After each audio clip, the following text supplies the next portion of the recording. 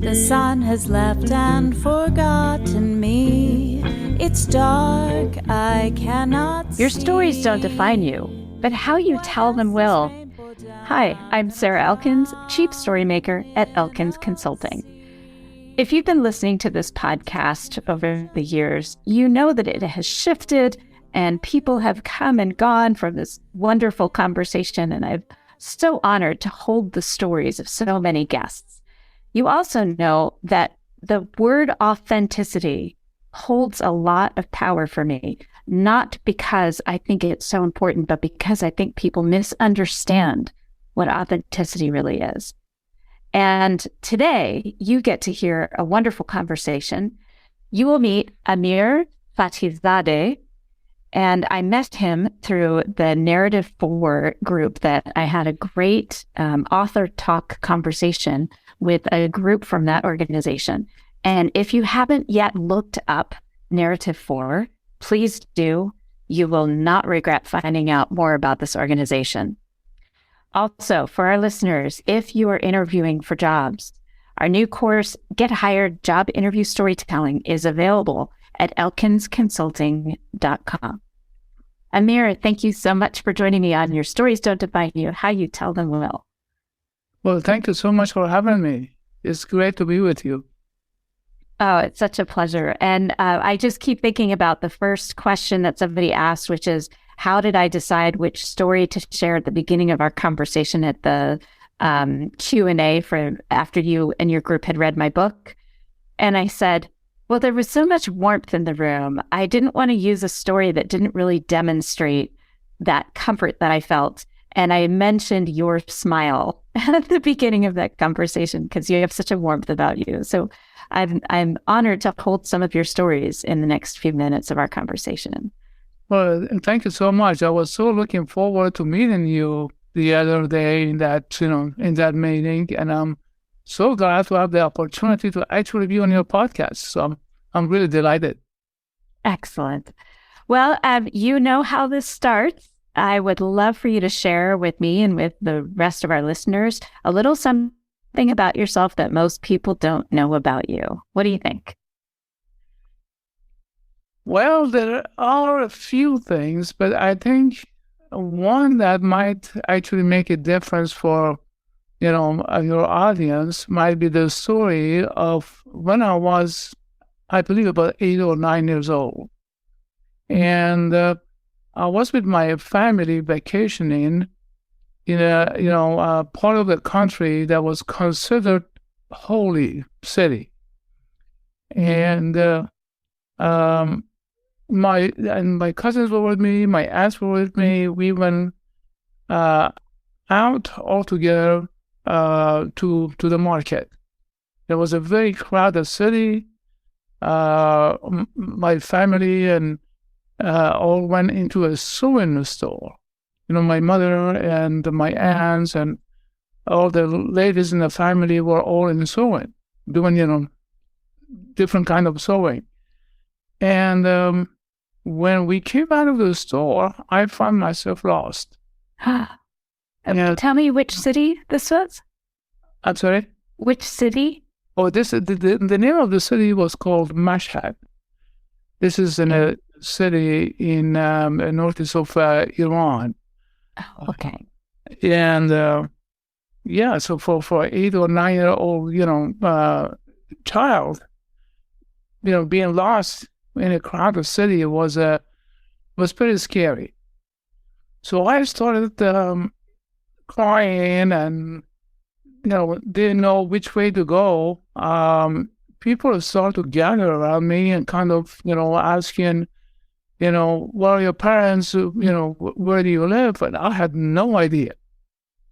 So all of a sudden, this gentleman, walks in the crowd, and he had a green turban on his head and a long, kind of a, coat. And he says, "Come with me. I'll take you home." Something inside me said to trust this guy and just go with him. And I just hold his hand. He walked me to the house. And my oldest brother and my grandma were still home. They were going to join us later. So I knock on the door, and my brother opened the door, and he goes, "What are you doing here?" And I said, "I got lost, and this man brought me home." And so he, puts his head out. No one is there. And since then, it had an amazing, profound impact on me to have a different relationship with faith.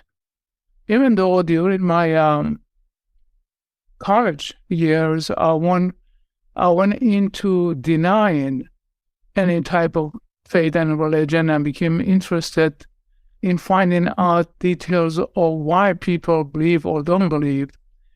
But somehow I went back to it, and I, became a pretty faithful person. And since then, it's just, my life has really altered, because in the situations that I feel I don't know which way to go or seek, the answers come to me. And I put myself in that position and think about that, that moment. And it is interesting and it's a metaphor at the same time. And I really don't have a specific, answers for it, but. Well, there isn't it. I mean, that's the whole thing about faith and fate, right? Is that there are no explanations that fit exactly into that. I have to tell you, as you were telling the story and your brother looked outside the door, I got a chill up the back of my neck. I felt all those hairs go up, and I felt kind of a sense of warmth knowing that he wasn't going to see the man in the green turban. Somehow I knew that that's where the story was going. Wow. That's so great. Wow. So you, I think part of it is that as you told the story, I was there with you. The way you described where you were, and the color of the turban mattered, and the coat, because you were right back there. You were imagining this man who still has holds a visual image in your head many decades later, which is kind of amazing. And that's exactly what stories are about when they connect us like that. Yes, absolutely. I do lots of coaching, and as you well know more than anyone else, perhaps when you are coaching, you really have to be in deep listening and putting, myself in the other person's shoes to really get their world. And sometimes I, just ask which way will be most productive or best way to route this. Because in coaching is not, to really don't have a specific, directions to go, and it's just all inquiry. And it's amazing. Something always comes to me when I put myself there, and always have the answer. And my coaching has been very successful. When you think about your approach to coaching, do you think about that deep listening as part of being open to that intuition and faith and bringing that to your client? Absolutely. And of course it is, indirectly.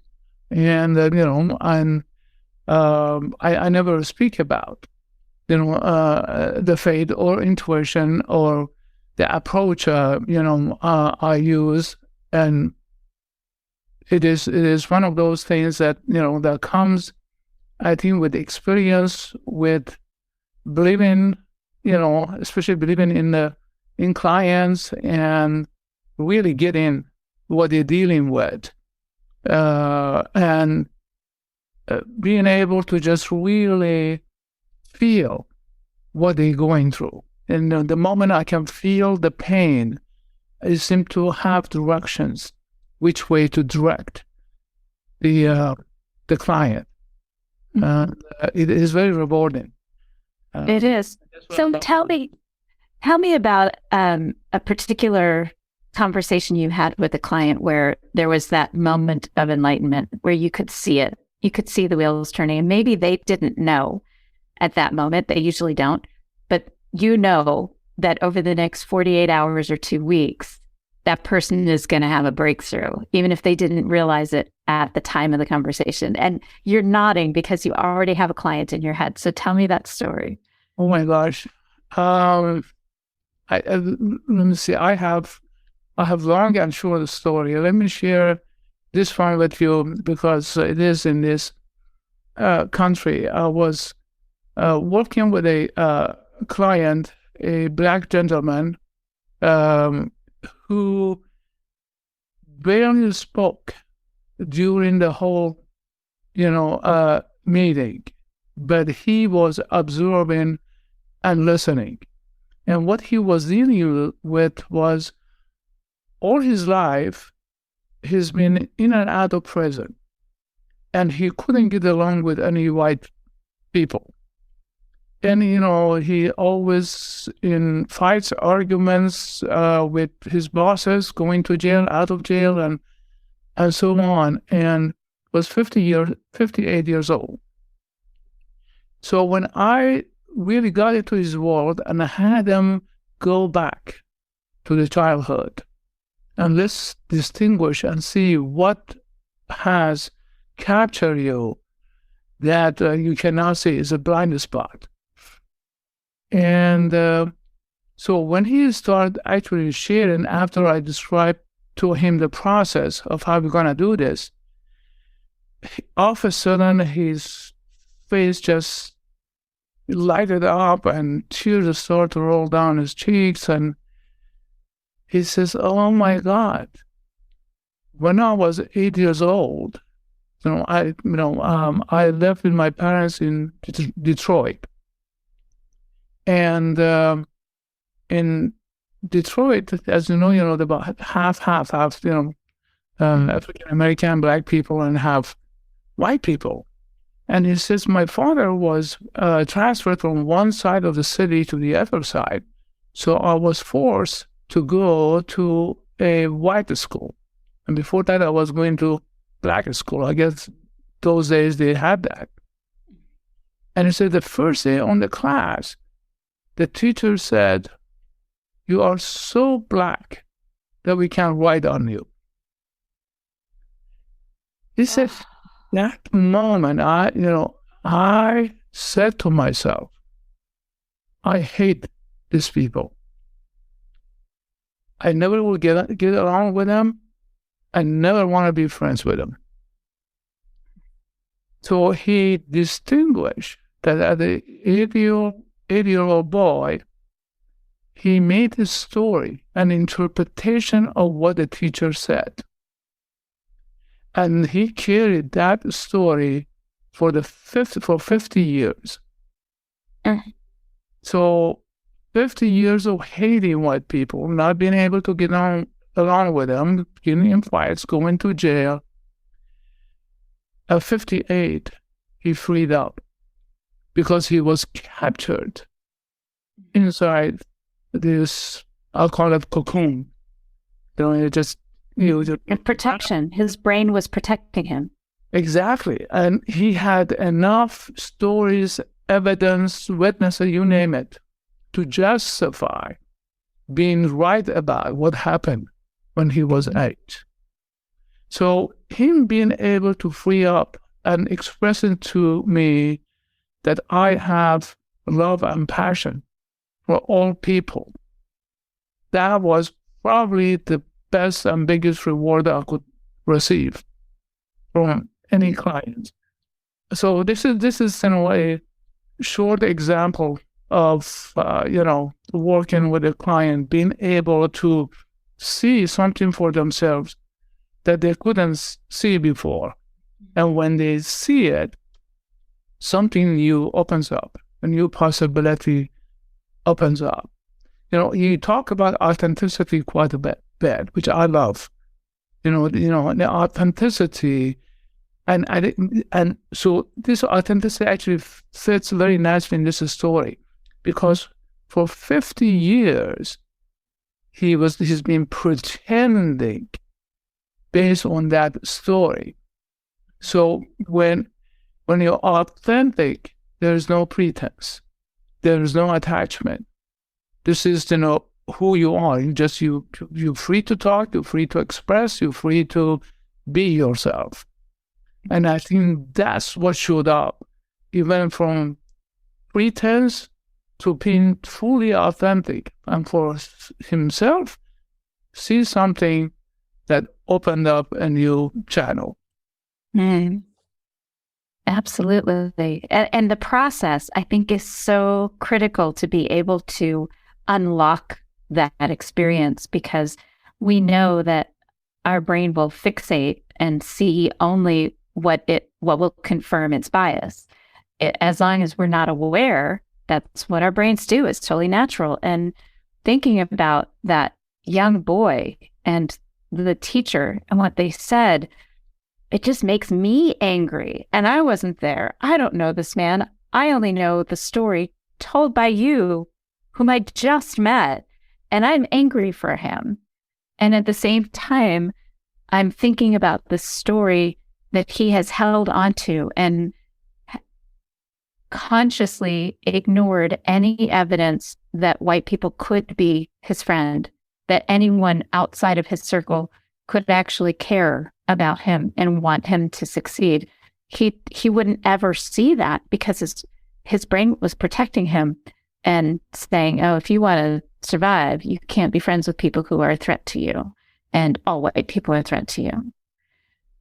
And I guess part of what just popped into my head also is a recent story of a teacher in Florida in high school that told a Jewish student, when she was, I don't know, misbehaving, doing something that the teacher didn't like, she told her, you don't shape up, I'm going to send you back to Auschwitz. Wow. A teacher. This is recent. Yeah. Wow. And you think about this poor man who's 58 and his 50 years of holding on to that. What is this young student going to hold on to in terms of anti-Semitism and this whole idea that it's okay? Nothing's happened to the teacher. They've done nothing. The administration has done nothing about it. And it was students who reported her, not the student that was insulted, but the students around her are the ones that reported the teacher, and nothing's been done. Wow. So here we are 50 years later, and we're still having the same conversation. Yes. Oh, very sad. Very sad. Yeah. And I think it's so important, though, that you bring up this story from this childhood, that I think we all have stories from our childhoods that are similar, that have affected us for our whole lives. And until we can uncover that origin story, which there may be multiple origin stories, but if we uncover one, and then we start to see patterns of more, that's when the real change can happen, right? Yes, absolutely. I have a 7-year-old granddaughter, one of the, the few grandkids that I have. And she is, absolutely just marvelous. We love being around her. We see her quite often, and always encourage the parents to make sure she does not experience anything that's shocking to her, because those incidents at this age, she's gonna make it, a story about it, an interpretation about it. But, child, see everything as the truth. And when something happens that is drastic, that is unfortunate or unhappy, they blame themselves. for what has happened without realizing it, and carrying it on for a long period of time until they distinguish it, and sometimes they do not. And it is so important that the level of love that goes in raising a child and what they deal with, especially communication, among the parents and the family, how they deal with challenges that come up, is so important. And once I believe, and actually that's what gave me the passion to become a couples coach, and started coaching couples, and especially in communication and relationships, to ensure the type of communication they're gonna have, doesn't have the severe impact that might have on the children, because these children gonna carry it with them, and it's gonna impact the quality of their lives. Well, you said something that made me a little uncomfortable.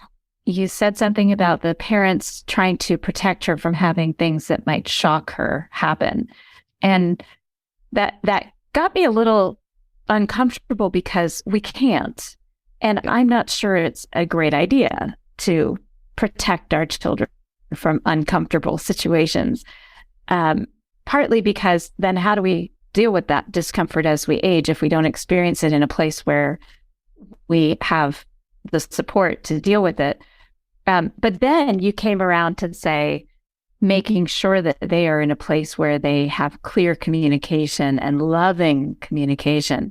And that part is critical, because you can't protect your children from situations. I can tell you, there were many years where I had awful relationships with people at school. Like 7th grade, I came home every day from school crying because girls were so mean.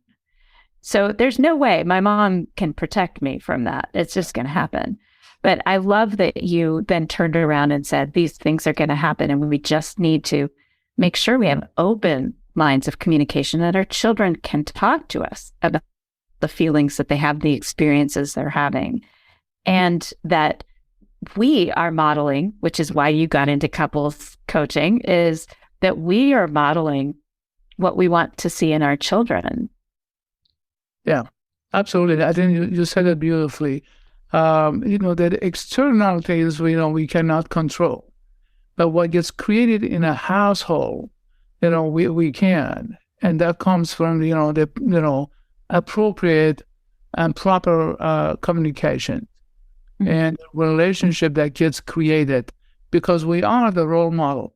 Even though as parents we don't have a manual, but we can learn and create, the type of parenting that a child needs to grow up to be self-confident and become a productive member of the society.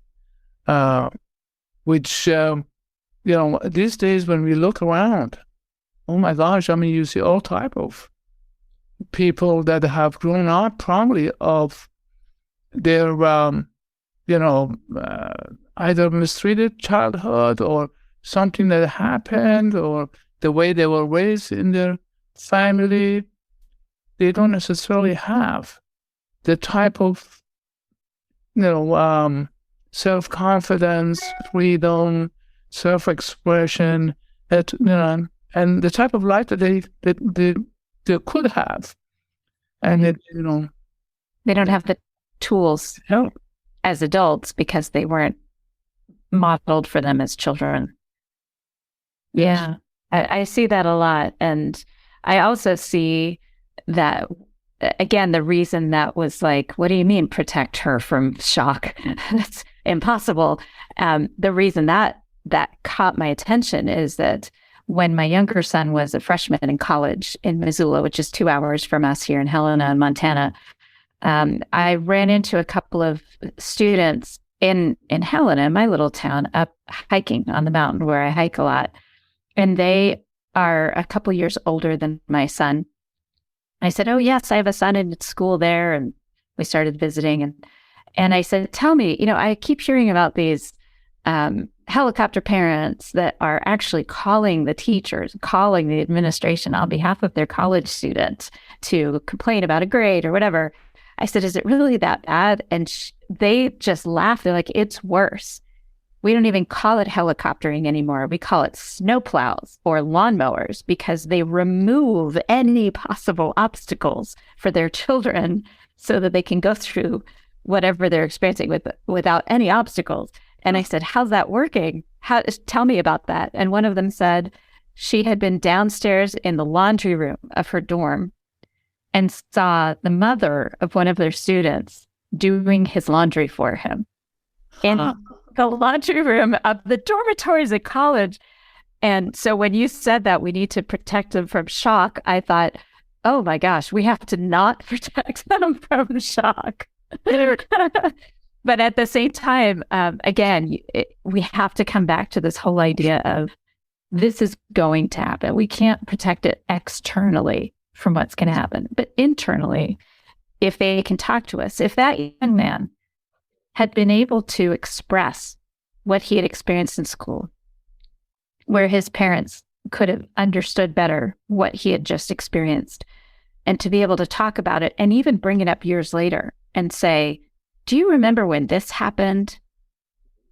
Because I do that with our children. Do you do that with your children where you kind of uncover where certain behaviors might have come from because you have a different idea about the story, a different perspective about what they experienced? When my children grew up, I wasn't fully in this kind of conversation. I was doing different type of things. I did not have those kind of conversation then. But as I became involved with this type of work about 25 years ago or so, 26 years ago, yes, I often had conversations with them and try to provide coaching as necessary. Especially, a couple of them I have 3 children.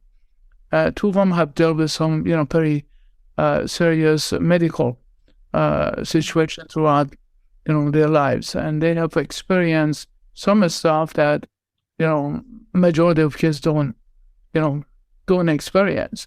And, being able to provide the support and the type of parenting and coaching is really necessary, that they don't feel they're alone or they are different than the rest of, society.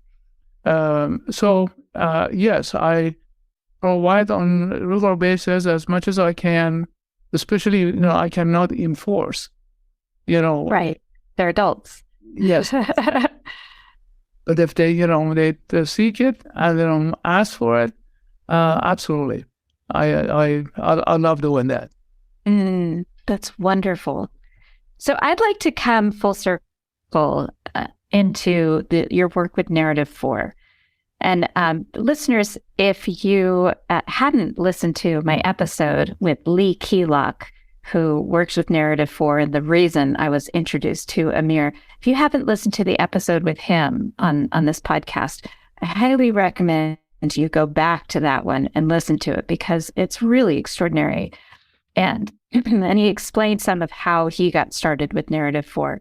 So let's, again, I'd love to hear this. I'd love to hear your story of what you do with Narrative 4. So in other words, tell me what you do without telling me what you do. Very good. I am one of their trainers and facilitators. And what we do is basically Narrative 4 brings groups of people together. Yesterday, we did one for Breast Cancer Society. There's amazing people who are devoted to research, on breast cancer and come up with, the solutions. So we had, I believe, about 40 people. And there was several of us that led, including Lee. Lee is actually started. And what we do is we present them, with the slides to tell them what this is about. And then we put them in pairs. And in pairs, let's say you and I get to share a story of my life. And that has impacted me, has made a difference. But it doesn't necessarily have to be a positive. It could be, any kind of, it could be funny, it could be sad. And then I share my story about 4 or 5 minutes. And then you listen keenly without interrupting. And then when I'm done, you get to ask me questions, clarifying questions to make sure you got, the story. It doesn't have to be exactly, as long as you got my word, that is good enough. Then I listen to yours and, the repeats. And then when we come back in the group, and each person gets to share the partner story. For example, if I'm to share yours, it's my turn. I'll say, my name is Sarah Elkins, and this is my story. And I share your story. So what happens here is amazing, as Lee has, described in, his podcast with you. People arise from a different space as they put their views aside, their beliefs aside, and completely put themselves in another person's shoes. Empathy, compassion, love just arises. And you see people who might have not got along before or have an understanding of each other, all of a sudden become much closer. They create a new relationship. And that is the beauty of it. And Narrative 4 is so committed to, to have this in all the schools, with all the teachers, all the students. And if we can really empower our, young people to become really, confident, have power, read what they want in life, become leaders of our, society. And I truly believe if this work was done around the world with everyone, we wouldn't have all the mess we deal with. I mean, people are killing people or just because they've been right, or whatever justification that they might have. People not getting along with each other. Or something that happened, or somebody says something that they didn't like, and it goes on days, hours, months. And in my cousin's case, he went on for 14 years, not speaking to his mother or his sister. I mean, the world is so really, small, short, that, we have no idea if there is going to be a tomorrow. And I think Narrative 4 makes it like, if you were to able to tell your story, and the other person got it, and the other person got it, and everybody in the world get each other, look at what kind of world it would be. Mm-hmm. I promise it would be so peaceful, so loving, so people can actually get along with each other.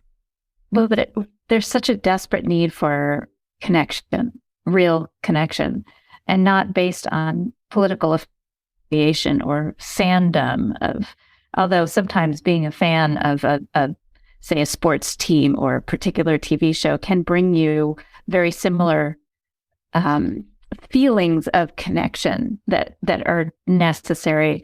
It seems to me that what these story exchange events do, and for our listeners, Amir was describing that when we pair up and one person tells a story, the other person tells the person the story, as they come back together as a group, that you're telling the story of your partner as if it happened to you from the first person. So that's what Amir was saying. I'm Sarah Elkins, and this is my story. So what it absolutely does is it leaves you with this sense of responsibility for holding this person's story in a way that is sacred. Yes. And I think that's the power of it, is that the gravity of it. They realize that this is something that really happened to the person in front of me. And I keep coming back to the idea of doing this kind of thing in legislative session, where all these Congress people are together trying to make policy and make decisions that are supposed to represent their whole community or state. And this lack of compassion, this lack of care for each other can be so changed with a simple event like a story exchange, which is not simple, but it appears to be simple. And I love that you're facilitating these conversations, especially alongside Lee and the others that I met in that author Q&A a few weeks back. I love that. And it's so powerful. It's so critical. So tell me about one moment as we come to wrap this up. Tell me about a specific moment where you saw, just like you did with your client who realized this is the origin story of my self-protection against people that would harm me. Tell me one about one of the story exchanges that you helped facilitate where you saw that light bulb come on. And the reason I'm asking this is because I didn't know that this was a thing, this story exchange thing. When I did something similar years ago, it was probably early 2020, where I was together with the student leaders of a federal organization called TRIO, which is for generally first-generation college students on college campuses across the country. And this was Montana-based. And I grouped people into trios, and I made sure they weren't with people they knew. And these are students between 18 and 40 that are taking on leadership roles within the TRIO communities on their campuses. And one group was 2 young white women students and 1 Native American woman student, all roughly the same age, probably early 20s. And I grouped them into 3s because one is the active listener, one is the storyteller, and the other is the observer. So they can actually watch what's going on between the other 2. And they take turns. Each one gets to play each role at some point over the course of about 12, 15 minutes. And I will never forget this moment when the Native American woman said, I said, were there any surprises here? As we're debriefing our conversations, were there any surprises here? And the Native American woman said, here I am sitting with this white girl that I didn't think could possibly have any understanding of what I go through. And she told me her story, and we're so similar. We went through really similar things, and I just never would have known that if we hadn't done this. And she was kind of abrupt in the way that she presented this, which I loved because it meant that she felt safe to say what she said. And so this is just one of these many experiences that I keep coming back to because it was so powerful. So I'd love to hear your example of that as well. Yeah, yes, I remember the very first time that I did the story exchange. Because my friend invited me to look at this, and then I she thought I would have passion for it because of my back experience and all of that. So I attended the story exchange, and in that story exchange, actually I experienced being heard, and that was profound for me because probably one of the first time I actually distinguished that when I am getting a client, what and how it feels like, but I never had the reciprocation. Yes, exactly. So somebody actually getting me to at that level. So immediately it was just, oh wow, this is passion for me. So I created a story exchange, and I immediately became a facilitator. Went through training, and Of course you did. story exchange, and I had 10 friends that invited to be part of this story exchange, and I wanted to see what would come out of it. I have one friend who was just diagnosed with cancer. This is about 2.5 years ago.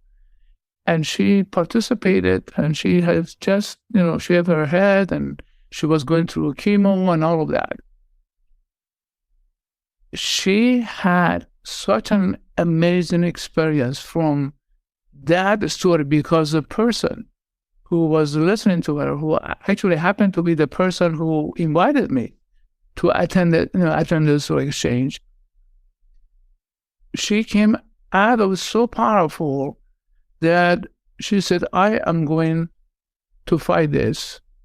And she has such a positive, upbeat attitude through the whole time. And she went through really a difficult time. So that was amazingly empowering for me. Now, it's sad to say that she did pass away in December. And actually, just last weekend, I attended her memorial in Arizona. But the way she, dealt with it from that point on, it is really an example, and is it can be empowering for anyone who might be dealing with such thing, when they feel that they are being hurt, and they have the support, the caring, the love, the empathy and compassion. I think it just really makes an amazing difference. Amir, what came to my head was not just that feeling of being listened to, which is just, you're right, it's totally empowering to feel that somebody is giving you their full attention and honoring that space between you is amazing and doesn't happen nearly enough. The other thing that I kind of realized in that moment was what she was also likely experiencing was that her story could contribute. That I keep coming back to this idea of community and what that means. And the difference between networking or a network and a community is that care. It's also that in a community, you feel like you belong when you can contribute. And I think with a diagnosis like that, oftentimes you start to think you have nothing left to contribute. Yes, absolutely. And I think that's how she left. She knew what she wanted done with her body to be used for, research, that no one has to deal with such thing, that hopefully someday they will come up with a cure. The way she, treated the family and friends, and her, look on life. I mean, all of this is a great example of, even though she was dealing with all these challenges, I am making a difference, because I want people to be able to, look at cancer. It's just a cancer. It's another thing, we have to deal with. But how we be about it, how we deal with it, that doesn't really impact the quality of life, or, quality of our family and friends, is the key, is important. And because that is beautiful. Right, because we know that our actions and our behaviors impact the people around us. Yes, there's no doubt about it. And I can only imagine that the pain that she experienced in the beginning, and then the enlightenment, for lack of a better word, of having her story matter to somebody else. For sure. Especially a stranger. I mean, it's one thing if you're talking to your family and the people that are closest with you, and I think in general, you take that for granted. I mean, some more than others, but also you anticipate that your story is going to matter to them. But for somebody outside of that close circle to care so deeply and feel like your story matters to them as well, I think that's really empowering. Yes. Very much. Wow. I am so glad you're doing the work you're doing. It feels to me like you're really in exactly the place that you were meant to be. And we come full circle to talking about faith and trust in whatever the path is that you're on, from being lost in a market at 8 years old to having an angel, basically, for lack of a better word, to guide you home because you didn't know how to get there, all the way to now where you were introduced to exactly the right people in order to continue. What I see in you, Amir, is not just this work with the story exchanges, but the impact of that experience on your work as a coach. It's kind of overwhelming how beautiful that is. Thank you. Thank you so much. It is really an honor to be able to make a difference. At some point, I think maybe I should retire, but this inside me says, no, why do you want to retire for? I have made some lessons on social media, communication lessons to help couples deal with the challenges that might arise in their life. I'm writing books just, as passion. And my hope is that, when my life is over and I'm laying in my deathbed, I don't have that sense of, what did I do with my life? I didn't make the difference that, I wanted to make. What am I leaving behind? So what really brings me joy is to be a contribution. And my intention is, while I'm here, why not? I allow myself to be a service, to contribute. And, when I'm gone, people want to remember me. Great. If they don't, it's not a big deal. But inside, I am satisfied that, my life was worth living it. To live without regret and to die without regret. Absolutely. I love it. That's a perfect place to wrap up. Amir, your information will be in the show notes associated with this podcast episode at elkinsconsulting.com. So we will have some links, but would you please share with our audience some of the ways to see what you've done so far and to keep in touch and maybe connect with you? Absolutely. So my website is coachingcollaborative.net. Coachingcollaborative.net. Okay. Coachingcollaborative.net. And I have a retreat that's coming up in Mexico. And coming up, it will be in October. This is for, couples. It's a 4.5 days of workshop and 7 days of really, fun and conversation that will alter the relationship. And this is a promise. That is part of my website. It's called Rekindle Couples Retreat. So, you can go to rekindlecouplesretreat.com or coachingcollaborative.net. And also I have a book on Amazon. It's called Gossip, The Road to Ruin. And, if, your audience wish to look at that book, it is available.